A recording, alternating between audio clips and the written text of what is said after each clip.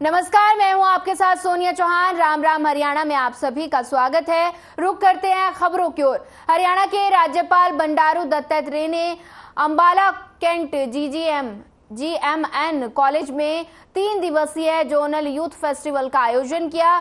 इसके समापन समारोह में हरियाणा के राज्यपाल बंडारू दत्तात्रेय ने मुख्य अतिथि के रूप में शिरकत की। वहीं राज्यपाल को गार्ड ऑफ ऑनर दिया गया। वहीं आपको बता दें कि मुख्य अतिथि ने जीतने वाली टीम को ट्रॉफी दी गई और जिसमें अंबाला कैंट GMN कॉलेज व SD कॉलेज अंबाला कैंट ने बाजी मारी। वहीं अपने संबोधन में राज्यपाल ने कॉलेज में पढ़ने वाले विद्यार्थियों को संदेश भी दिया और कहा कि जिस कॉलेज या संस्थान में वो पढ़कर किसी बड़े पद पर आसीन हुए हैं तो वो उनके उस कॉलेज के लिए जरूर कुछ ना कुछ करें। उन्होंने कहा कि इस तरह के आयोजन अपनी भारतीय लोक कला, संगीत, नृत्य, संस्कृति और परंपराओं से संजोकर रखने के साथ साथ अगली पीढ़ी तक पहुंचाने में मील का पत्थर साबित होते हैं।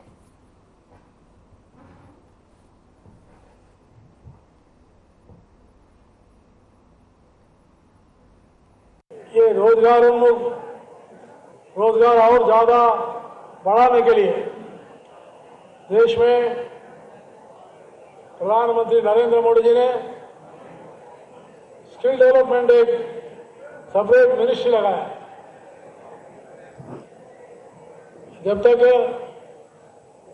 विद्यार्थियों को, युवाओं को निपुणता नहीं मिलेगी, स्किल नहीं मिलेगी, तब तक जो है उन लोगों को नौकरी पाने के लिए डिग्री नहीं रहेगा, सर्टिफिकेट नहीं रहेगा।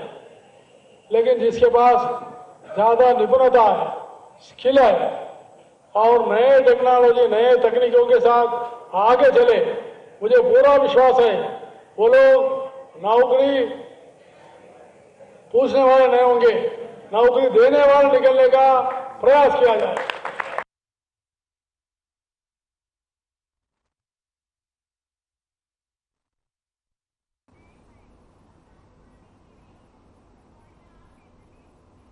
बाल महोत्सव 2023 के अंतर्गत जिला स्तरीय प्रतियोगिताओं के समापन समारोह में मानद सचिव रंजीता मेहता ने शिरकत की। वहीं रंजीता मेहता ने कार्यक्रम में कहा कि हरियाणा सरकार सांस्कृतिक विरासत को सहेज कर रखने के उद्देश्य से काम कर रही है। वहीं युवा पीढ़ी के समक्ष और कुशल बनाने के साथ साथ खेलों के प्रति भी बढ़ावा दिया जा रहा है। वहीं जिला बाल कल्याण अधिकारी राजेश पुनिया ने कहा कि ये प्रतियोगिताएं 17 से 20 अक्टूबर तक आयोजित की गई थी। इन प्रतियोगिताओं के 74 ग्रुपों में 19 तरह की विभिन्न तरह की प्रतियोगिताएं, जिसमें ग्रुप डांस और कार्ड मेकिंग, दिया कैंडल डेकोरेशन के साथ क्लासिकल डांस प्रतियोगिता का आयोजन भी किया गया।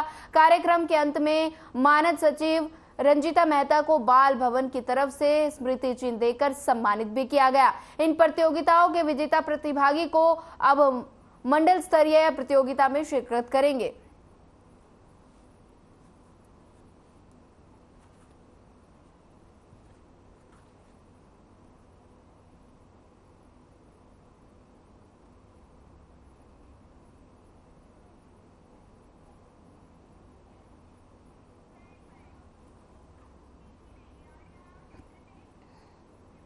नवरात्रों के चलते देश भर में मंदिरों में भक्तों का तांता लगा हुआ है। इसी कड़ी में आपको बता दें कि फरीदाबाद के सिद्ध पीठ वैष्णो देवी मंदिर में भारी संख्या में श्रद्धालु पूजा अर्चना करने पहुंचे। मंदिर के प्रधान के अनुसार कई दशक पुराना इस मंदिर का निर्माण उसके बुजुर्गों ने करवाया था।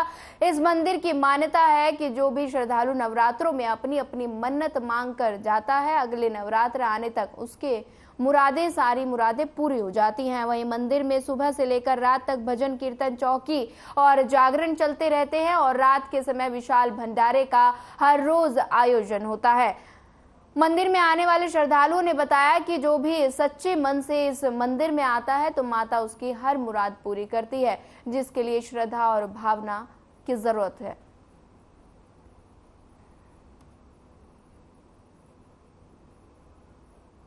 आप देख रहे हो पब्लिक का लाइनें लगी हुई हैं। ये लाइनें हमारे सुबह से लेकर रात तक चली जाती है और हमारा मंदिर महारानी की कृपा से नवरात्रों के दिनों में 24 घंटे खुला रहता है। और ये जो आयोजन देख रहे हो आप, ये आयोजन सब भक्तों के द्वारा ही किया जाता है, सेवादारों के द्वारा किया जाता है। और ये आयोजन 24 घंटे मतलब महारानी के द्वार खुले हुए हैं। इसके साथ साथ ये जो आप मुकुट देख रहे हो महारानी का, सोने का छत्र, सोने मुकुट सिर्फ नवरात्रों में लोगों को दर्शन मिलते हैं, वैसे नहीं मिलते कभी भी। है किस तरह की मानता है, हम तो मन से आए हैं, कोई ऐसी माता रानी ने सब कुछ दिया हुआ है, तो बस उसकी शुक्रिया है। तो कहते हैं कि इस मंदिर में जो भी आता है हाँ। उसकी मुरादें पूरी होती हैं। हाँ। और लोगों का अटूट विश्वास है। हाँ जी, हाँ जी, बिल्कुल। ये देखिए, यही मंदिर नहीं, मंदिर तो कोई भी हिंदुस्तान में हो, जहाँ भी जाइए अटूट विश्वास से ही जाना चाहिए और माता के आशीर्वाद से सब कुछ भलाई होगा सबका। यहाँ पे माँ के आगे खड़े होने से ही सब मुरादें पूरी हो जाती है, मांगने की कोई जरूरत नहीं है। ये देवा माँ ये सबके दिल की जानती है, हमेशा हर मुराद पूरी होती है। श्रद्धा भाव से ही आएगा आदमी तभी यहाँ मुरादें पूरी होती हैं जी। हम तो हमेशा यहीं पे आते हैं माता रानी के दरबार में, और माता रानी के आशीर्वाद से माता रानी को मत्था टेकते हैं, रोज के रोज आते हैं माता रानी को मत्था टेकने के लिए।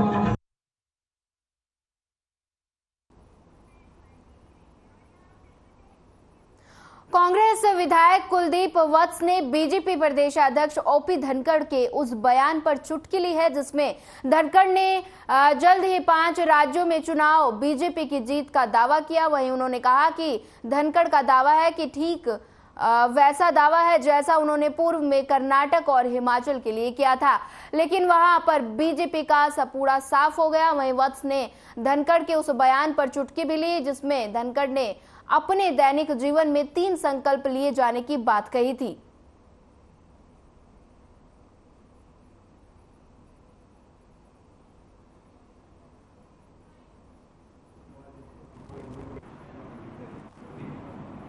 तो किसानों का तो जो आय दुगनी करने की बात बीजेपी करती थी सत्ता में आने से पहले, और आज भी कहते हैं कि इस देश का किसान खुशहाल है, पर मुझे नहीं लगता कृषि मंत्री जी और प्रधानमंत्री जी और मुख्यमंत्री जी वो नीचे आएं और किसान से बात करें कि आप किसान का कितना सुखी है, किसान का कितना भला किया है, किसान का कितना फ़ायदा किया है।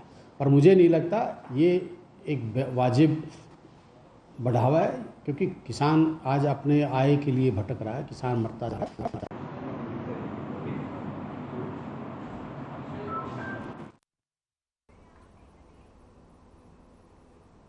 अगली खबर भिवानी से है, जहां 20 अक्टूबर को हरियाणा कर्मचारी चयन आयोग द्वारा 21 और 22 अक्टूबर को सीईटी ग्रुप डी की परीक्षा हरियाणा प्रदेश के 18 राज्यों में 1072 परीक्षा केंद्रों पर आयोजित होगी और वहीं इस परीक्षा के लिए 18,84,000 विद्यार्थियों ने अपना पंजीकरण करवाया।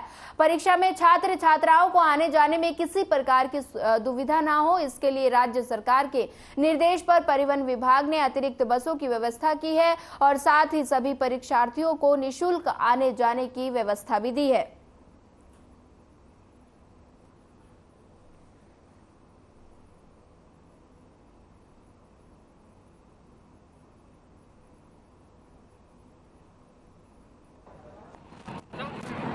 और मेरे को फतेहाबाद पेपर देने जाना है सीईटी का, और मैं भिवानी रोडवेज के विभाग में पता करने आया था बसों के बारे में, और मेरे को यहाँ पर आके पता चला कि रोडवेज विभाग ने बहुत अच्छी व्यवस्था कर रखी है, जिसके कारण बच्चों को कोई तकलीफ नहीं होगी और वे समय से अपने एग्ज़ाम सेंटर पर आसानी से पहुँच जाएंगे।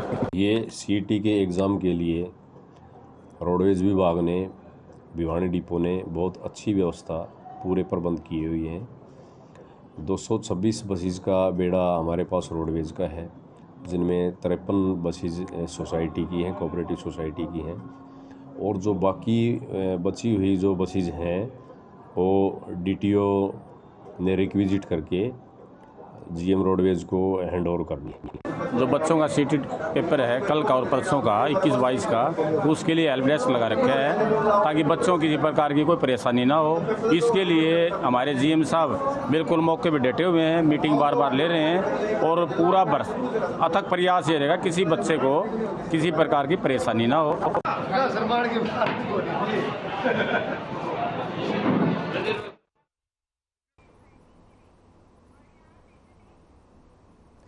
पुंडरी के गांव रसीना में एक शख्स ने अपने ही चाचा के लड़के के सर में कस्सी मारकर गंभीर रूप से उसे घायल कर दिया।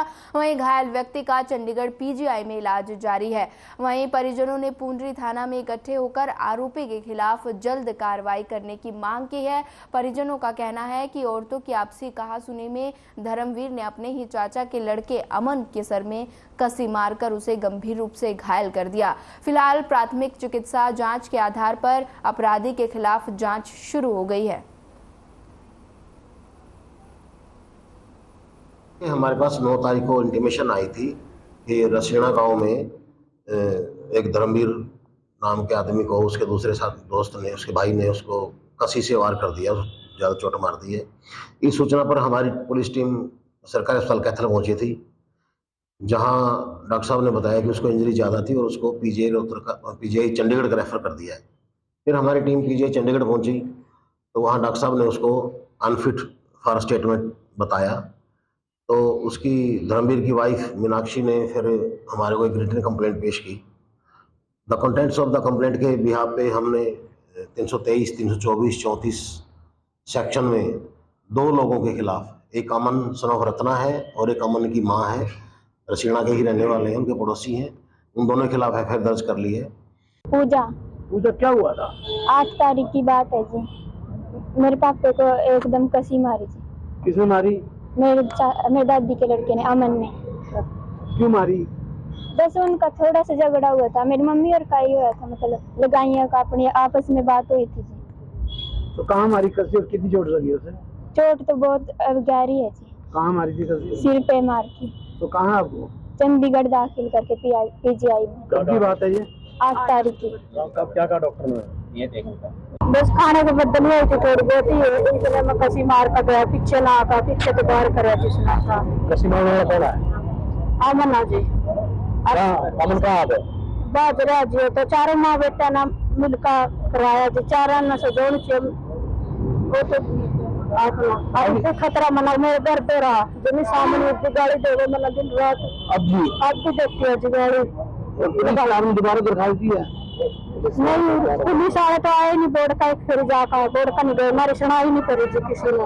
ये इनका 8 तारीख को आपस में तकरार हुआ था और इस तकरार के इतना बढ़ गया तकरार, ये उस लड़के का जो कसूती कसी लगी हुई है सिर के अंदर, और वो उसी दिन का सीरियस है। मैंने सवेरे भी उसकी फोटो देखी, फोटो डाल रखी तो वो तो लड़का बहुत सीरियस है। और ये हम 2 बार आ लिए, पहले भी कम से कम भी 50 बंदों को लेकर आ लिए थाने में, और महिपाल जी कोई रिस्पॉन्स नहीं दे रहे हैं। कसी मारी थी भाई का जी। किसने मारी थी? ये अमन ने जी, मेरी चाची के लड़के ने जी।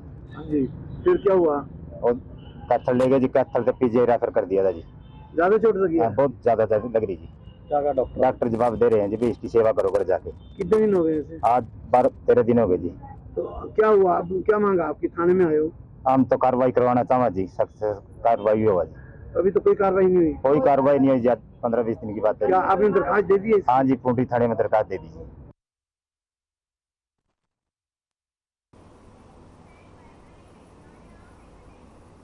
फिलहाल वक्त तो चले एक छोटे से ब्रेक का, ब्रेक के बाद जल्द हाजिर होंगे।